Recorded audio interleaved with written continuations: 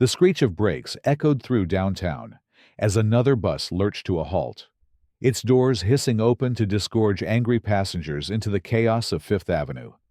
Horns blared in endless cacophony. Taxi drivers leaned out their windows, shouting obscenities at the gridlocked traffic that stretched beyond the horizon. At the Central Transit Hub, two men in yellow cab uniforms threw punches, while a crowd of commuters formed an impromptu arena around them, their phones raised to capture the violence. Police sirens wailed from three different directions, but the cruisers remained trapped in the same automotive purgatory as everyone else.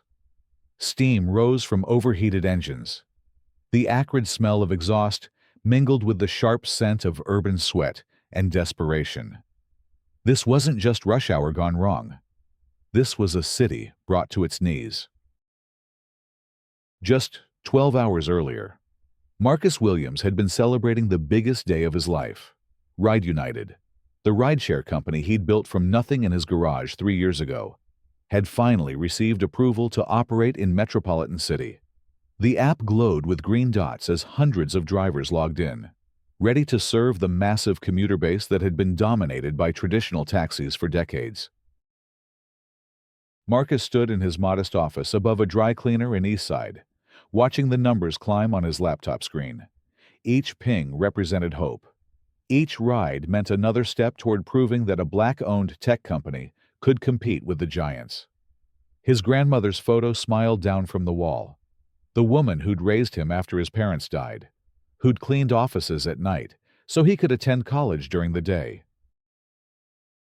"We did it, Grandma," he whispered, touching the frame. "We actually did it."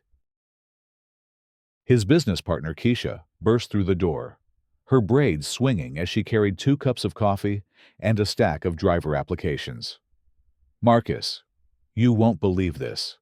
We've got over 300 drivers signed up already, and it's only been 6 hours since launch. The demographics are incredible. We're giving opportunities to people who've been shut out of the traditional taxi system for years." Marcus grinned, accepting the coffee. Single mothers, immigrants, people with minor criminal records who just need a second chance. This is what we dreamed about. He gestured to his computer screen, where ride requests blinked like stars across the city map. "Look at that coverage. We're everywhere the big companies ignore." The door chimed as Jerome Washington entered, still wearing his Ride United windbreaker from his shift. At 53, Jerome had driven trucks for 20 years before an injury forced him to find new work. Ride United had given him dignity again, a way to support his family without begging for handouts. "Boss man, I just wanted to say thank you." Jerome's voice carried the weight of genuine gratitude. 8 rides today, and every passenger was respectful. No one looked at me like I was going to rob them. This app, it shows them my rating, my photo, makes me human before I even arrive. Keisha squeezed Jerome's shoulder. "That's exactly what we wanted. Transparency builds trust." None of them could have predicted that across town. At that very moment, Karen Pemberton was staring at her phone with growing rage. The blonde marketing executive stood outside the Grandview Hotel, her Louboutin heels tapping impatiently against the sidewalk. She'd requested a Ride United car 20 minutes ago, and the surge pricing had climbed from $12 to $28 due to heavy rain and high demand. "This is ridiculous," she muttered to her friend Brittany, who waited beside her under the hotel's awning. "These people think they can charge whatever they want just because it's raining. I make more in an hour than their drivers make in a week." Brittany scrolled through her own phone. "Just call a regular taxi. Karen, why are you even using this ghetto app?" Karen's jaw tightened. "Because every other service is surge pricing too, and this one was supposed to be cheaper. These minority-owned companies always overpromise and underdeliver." She jabbed at her screen, canceling and reordering, watching the price fluctuate. "Probably don't even background check their drivers properly." When Malik Johnson's Honda Civic pulled up 5 minutes later, Karen was already simmering with resentment. Malik, a 26-year-old graduate student working nights to pay for his engineering degree, stepped out to open her door with a polite smile. "Good evening, Ms. Pemberton. I'm Malik, your Ride United driver. Sorry about the wait. Traffic is pretty heavy with this weather." Karen slid into the back seat without acknowledgement, her eyes immediately fixed on the dashcam mounted on Malik's windshield. The camera's red recording light blinked steadily. She noticed the GPS tracker on his dashboard, the company-issued phone, all the technology that made rideshare services safer and more accountable than traditional taxis. But Karen saw something else entirely. She saw an opportunity. The drive to her apartment in the upscale Riverside district proceeded normally. Malik attempted polite conversation about the weather and the city's traffic patterns. But Karen remained silent, her mind working. When they arrived at her building, she paid through the app and exited without a word. Standing in her marble-floored lobby, Karen pulled out her phone and dialed 911. 911, what's your emergency? Karen's voice trembled with manufactured fear. I need help. I was just kidnapped by a rideshare driver. He threatened me, took me to places I didn't want to go. I think he was going to assault me, but I managed to escape. The dispatcher's voice sharpened. Ma'am, are you safe now? Do you need medical attention? I'm in my apartment building, but I'm terrified. The company is called Ride United. The driver was a black male, maybe mid-20s. His name was Malik something. He kept looking at me in the mirror, making comments about my appearance. Karen's voice broke convincingly. I've heard these new companies don't screen their drivers. Anyone can sign up. We're dispatching units to your location now. Can you provide the license plate number? Karen squinted through her lobby's glass doors, but Malik's car had already disappeared into traffic. No, he drove off too quickly. But the app should have all his information. Right GPS tracking. Everything. Within an hour, the story had metastasized beyond any reasonable response. Detective Sarah Chen received the case file and immediately noticed discrepancies. The alleged kidnapping route matched the GPS data from Ride United's system perfectly, a direct path from the hotel to Karen's apartment with no deviations. The timeline showed a normal 17-minute ride with no stops. But public safety protocols demanded action. By midnight, an emergency order suspended Ride United's operating license pending investigation. Every driver received an automated message. Service temporarily suspended. Return all company equipment immediately. Marcus's phone buzzed him awake at 12:47 a.m. The notification from the city's transportation authority felt like a physical blow. Operating license suspended due to safety concerns. All vehicles must cease operations immediately. He called Keisha, then Jerome, then every driver whose number he had memorized. The conversations followed the same devastating pattern. Marcus, what the hell is happening? Jerome's voice cracked with panic.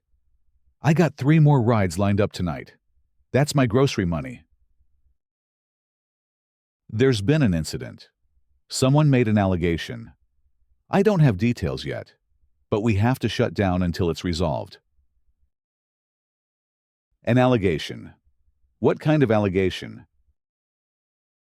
Marcus stared at his laptop screen where hundreds of green dots had vanished, leaving only empty streets on the city map. The kind that destroys everything we built. By 6 a.m., local news crews had descended on Ride United's headquarters. Channel 7's morning anchor, Rebecca Walsh, stood outside the building with perfect hair and predatory intensity. This is a developing story that raises serious questions about the safety of app-based transportation. Sources tell us that a woman was allegedly kidnapped and threatened by a driver from Ride United, the minority-owned rideshare company that just launched yesterday. The victim, who wishes to remain anonymous, describes a harrowing ordeal that she says could have ended much worse. The camera cut to a shadowy interview with Karen, her face obscured, her voice digitally altered. He kept staring at me through the mirror, making comments about how I looked, where I lived. When I tried to give him directions, he said he knew a better way. That's when I realized something was wrong. Rebecca's voiceover continued as stock footage of other rideshare companies played on screen. This incident highlights the ongoing debate about background checks and safety protocols for these new transportation services. Traditional taxi companies have operated under strict regulations for decades, while app-based services often rely on automated systems and user ratings. The news cycle accelerated with digital velocity. Social media exploded with hashtags. Ride United Danger. Safety First. Regulate rideshares. Karen's anonymous account shared her story across multiple platforms, each telling more dramatic than the last. By Tuesday morning, traditional taxi drivers were celebrating in the streets. Vincent Carlucci, president of the Metropolitan Taxi Alliance, held an impromptu press conference outside City Hall. This tragedy was predictable and preventable, he declared, flanked by union representatives and yellow cab drivers. For years, we've warned about the dangers of unregulated rideshares. These companies prioritize profits over passenger safety. They flood the market with unvetted drivers, creating unfair competition while putting citizens at risk. A reporter shouted a question from the crowd. Mr. Carlucci, critics say the taxi industry is using this incident to eliminate competition. Vincent's face reddened. Competition. We welcome fair competition. But when companies cut corners on safety to offer cheaper prices, that's not competition. That's reckless endangerment. Meanwhile, at Ride United headquarters, Marcus and Keisha worked frantically to salvage their company. They'd hired attorney David Park, who specialized in transportation law, but the legal process moved at glacial speed compared to the media firestorm. The GPS data completely contradicts her story. David explained, spreading printouts across the conference table. Your driver went directly from pickup to destination. No stops, no deviations. The app shows normal speed throughout, consistent with traffic conditions. Marcus rubbed his temples. Then why won't the police listen? Because the investigation is ongoing, and public pressure is intense. Detective Chen seems reasonable, but her hands are tied.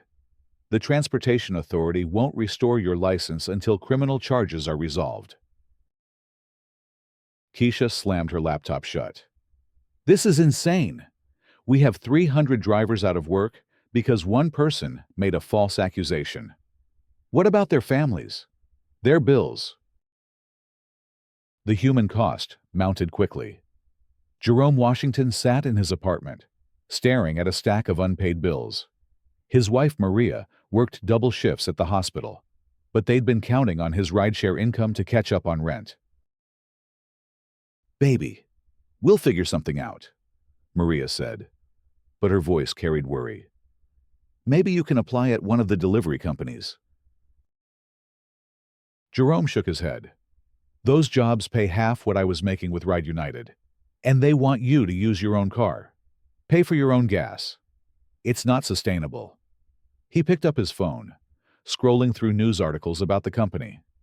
This Marcus kid, he really believed in something. Gave people like me a chance when nobody else would. Across the city, commuters faced transportation chaos. Bus routes, already overcrowded, buckled under the additional demand. Subway platforms became dangerous pressure cookers of frustrated workers. Traditional taxis, unable to handle the surge, raised their rates and became increasingly selective about destinations. The breaking point came Wednesday morning at Central Station. Thousands of commuters who'd relied on rideshares found themselves stranded. The crowd grew increasingly agitated as buses filled to capacity and drove past without stopping. When a fight broke out between two passengers over the last available taxi, it sparked a wider melee. Police in riot gear arrived to find travelers throwing bottles at taxi drivers, accusing them of price gouging. Windows shattered, cars overturned. The city's transportation infrastructure, stressed beyond its limits, began to collapse. Mayor Johnson called an emergency press conference that afternoon. The situation has become untenable. We're implementing emergency transportation measures, including additional bus routes and fare caps for taxi services. However, the underlying problem remains unresolved. A reporter pressed him on Ride United's suspension. "Mr. Mayor, some are calling this an overreaction to a single allegation. What evidence supports the continued ban?" The mayor's discomfort was visible. "Public safety is our highest priority. While the investigation continues, we cannot risk additional incidents." But Detective Chen had been conducting her own investigation, and the evidence painted a troubling picture. She'd obtained the dashcam footage from Malik's car through a warrant, and what she saw contradicted Karen's story entirely. The video showed a routine ride, Malik greeting his passenger politely, Karen entering the vehicle without distress. No conversation beyond Malik's attempts at pleasantries, which Karen ignored. The route proceeded exactly as logged by GPS, with Malik driving carefully and professionally. More damning were the details that emerged from deeper investigation. Karen's phone GPS showed the same route as the rideshare data.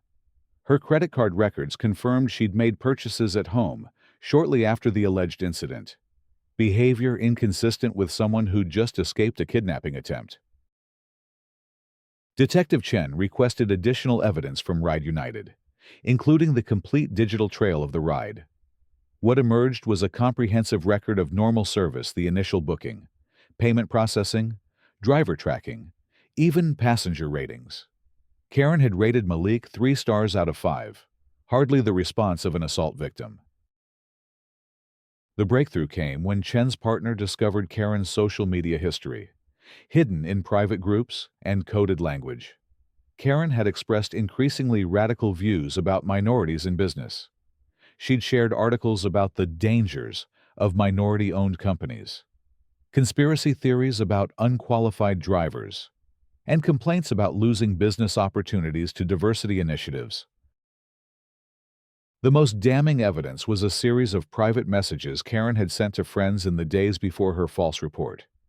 In them, she detailed her anger about Ride United's success and her belief that minority-owned businesses received unfair advantages. "These people think they can just waltz in and take over established markets," she'd written to Brittany. "Someone needs to show them that actions have consequences." Detective Chen brought her findings to District Attorney Michael Torres on Friday morning. The evidence was overwhelming. Karen Pemberton had deliberately filed a false police report, destroyed a legitimate business, and thrown a city into chaos to satisfy her personal prejudices. But by then, the damage extended far beyond Ride United. Other rideshare companies had suspended operations in Metropolitan City, spooked by the regulatory uncertainty. The transportation crisis had evolved into an economic disaster as workers missed shifts. Businesses lost customers, and the city's reputation suffered. The scheduled city council meeting on Monday became a powder keg.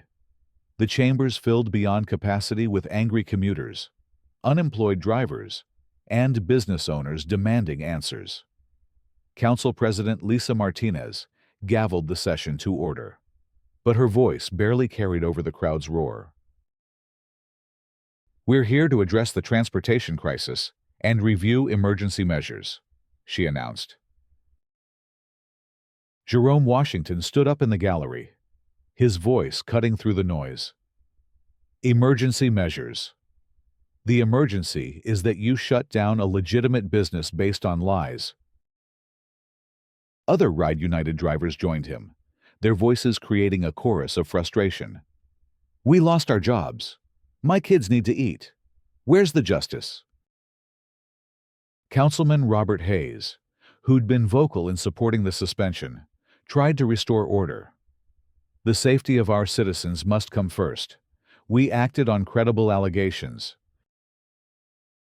Credible. Marcus Williams had entered the chambers, flanked by David Park and Detective Chen.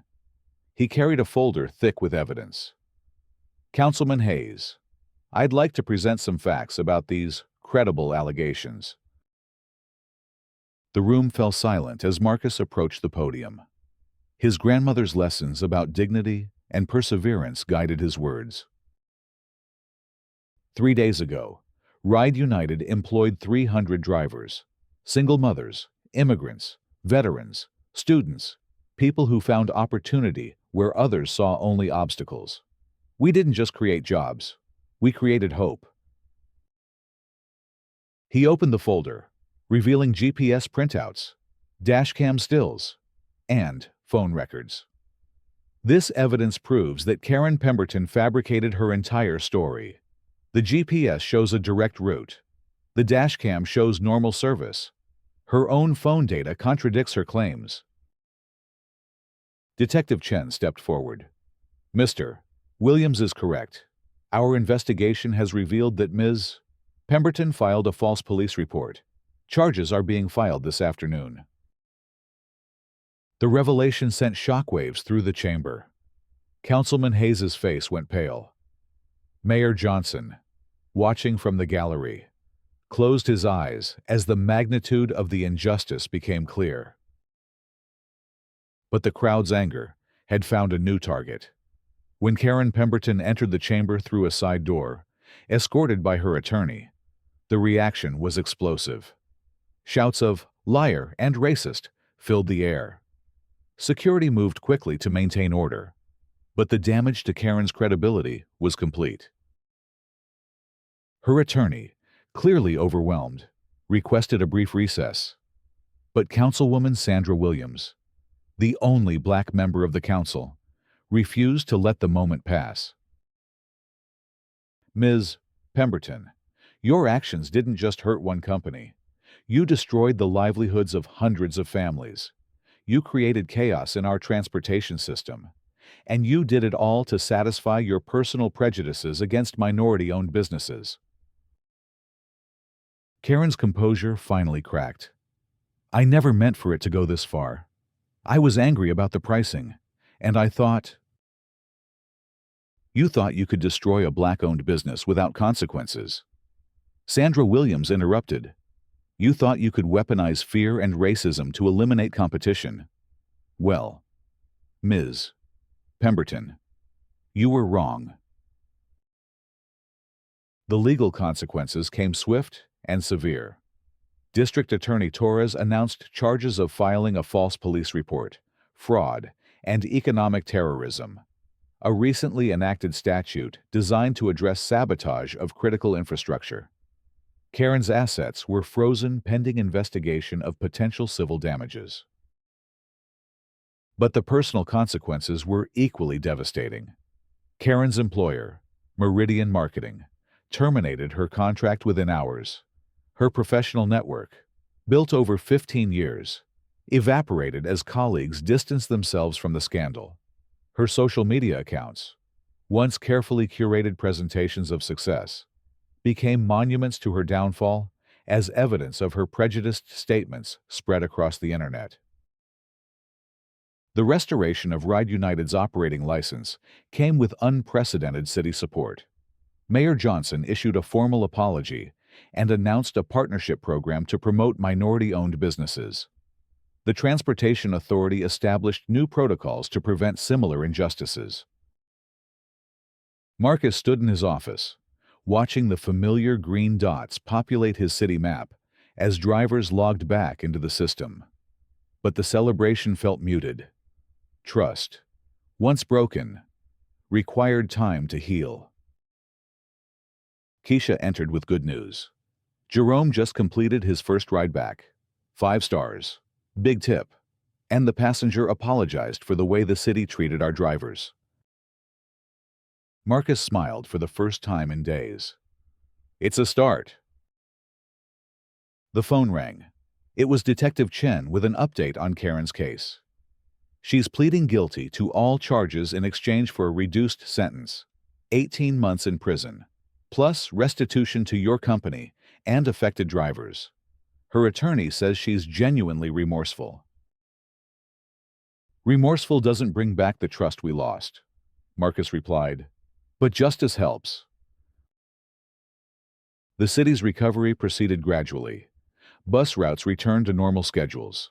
Subway platforms emptied as rideshare options returned. The taxi industry, faced with exposed price gouging and discriminatory practices, implemented reforms to remain competitive. 6 months later, Ride United had grown to 500 drivers. The company's reputation, tested by crisis, emerged stronger. Passengers appreciated the transparency, the background checks, the accountability that had been questioned but ultimately vindicated. Jerome Washington saved enough money to move his family to a better apartment. He'd been promoted to a driver mentor position, helping new applicants navigate the system that had given him a second chance. Marcus expanded operations to 3 additional cities, each launch backed by comprehensive safety protocols and community partnerships. The company's story became a case study in resilience, proof that truth could overcome prejudice when supported by evidence and justice. At the annual Transportation Innovation Awards, Ride United received recognition for community impact and safety excellence. Marcus accepted the award, thinking of his grandmother, of Jerome's family, of every driver who'd persevered through the crisis. Karen Pemberton served her sentence in minimum security prison, participating in programs on racial bias and business ethics. Upon release, she worked as a custodian, her marketing career destroyed by her own actions. The experience provided harsh but necessary education about the real-world consequences of prejudice. The broader impact extended beyond transportation. The incident sparked citywide conversations about racial bias in business, the power of false accusations, and the importance of evidence-based decision-making. Schools added curricula about media literacy and the dangers of social media vigilante justice. Detective Chen received commendation for her thorough investigation that prevented a miscarriage of justice. Her methodical approach became a training model for handling sensitive cases involving racial dynamics and economic interests. 2 years after the crisis, Metropolitan City hosted the National Conference on Minority Business Development. Marcus Williams delivered the keynote address to an audience of entrepreneurs, investors, and policymakers. The darkest moments teach us the most about light, he said, looking out at faces representing every background and ethnicity. When someone tried to destroy our company with lies, our community responded with truth. When prejudice attempted to eliminate opportunity, justice created even greater opportunity. He gestured to the audience, where Jerome sat with his wife Maria, where Detective Chen represented law enforcement reform, where even former critics from the taxi industry had come to acknowledge the value of fair competition. We learned that a single lie can create chaos, but a commitment to truth can rebuild stronger foundations. We learned that prejudice is powerful, but community is more powerful.